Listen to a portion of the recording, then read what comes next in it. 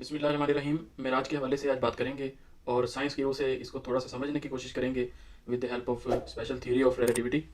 تو سب سے پہلی چیز جو ہمیں ذہن نشین کرنی چاہیے وہ یہ ہے کہ معراج جو ہے یہ اللہ تعالیٰ اور اس کے رسول صلی اللہ علیہ وسلم کے درمیان ایک راز ہے، ٹھیک ہے، اور انسان جو ہے اس کی گہرائیوں میں نہیں جا سکتا۔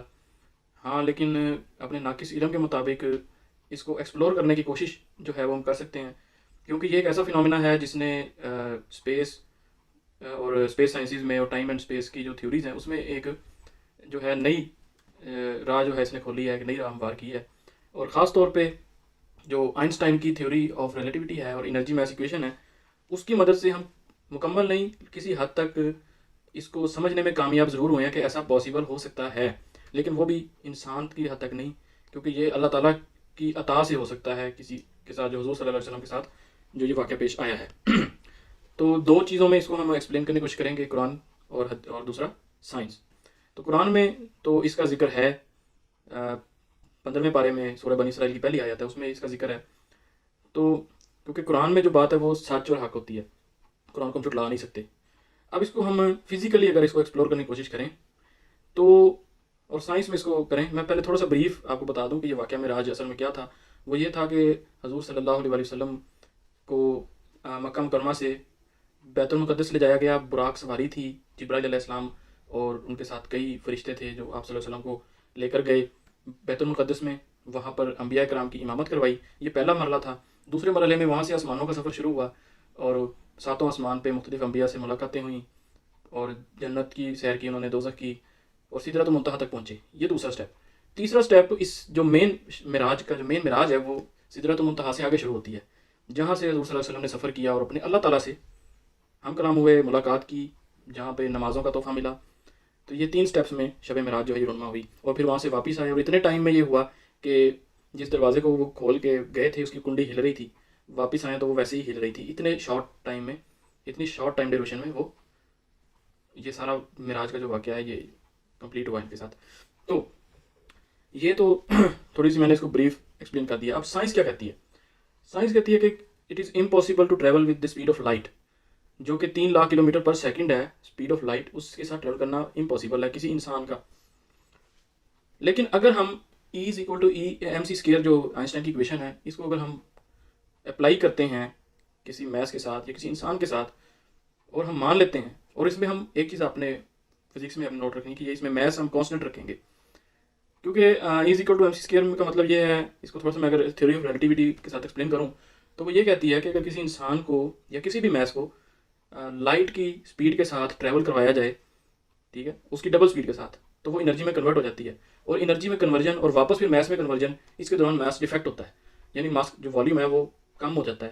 یا عام الفاظ میں کہے تو آدھا رہ جاتا ہے، اور اس کے ساتھ ٹائم بھی اس کے لیے ہاف ہو جاتا ہے۔ اب حضور صلی اللہ علیہ وسلم کی معراج کے معاملے میں ایسا نہیں ہے، کیونکہ حضور صلی اللہ علیہ وسلم جس طرح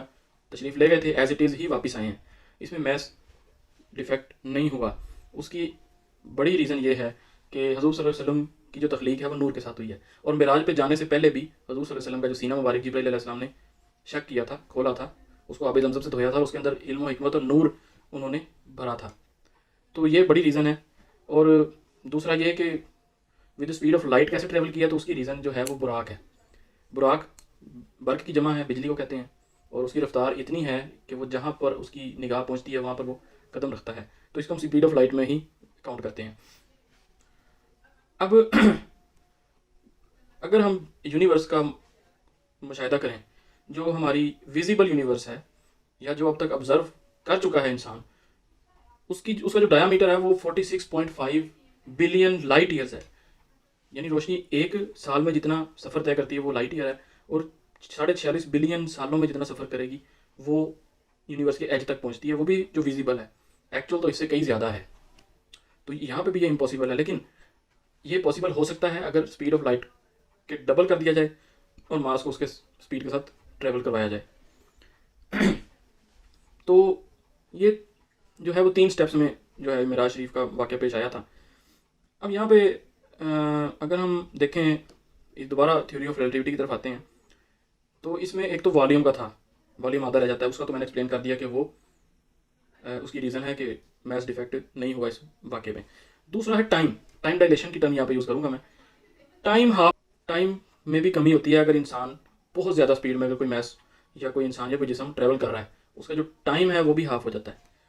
یعنی ہاف میں یہاں پہ یوز کر رہا ہوں، ٹائم میں کمی ہوتی ہے۔ تو یہ بھی ایک ریزن ہے کہ حضور صلی اللہ علیہ وسلم کی جو معراج ہوئی ہے، اور یہ